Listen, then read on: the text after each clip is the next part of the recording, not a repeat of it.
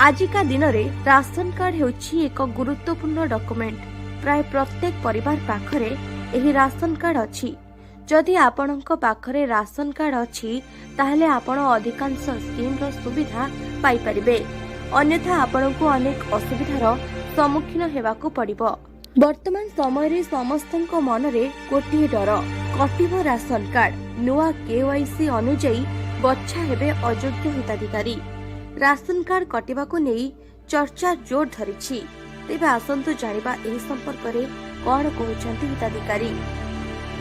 मो ना गगन बिहार जेना, धनीपुर आम घर कि मार्कंडपुर पंचायत देवे किंतु ये जो गवर्नमेंट काढिले राशन कार्ड काटिया विषय भारी दुखर कथा।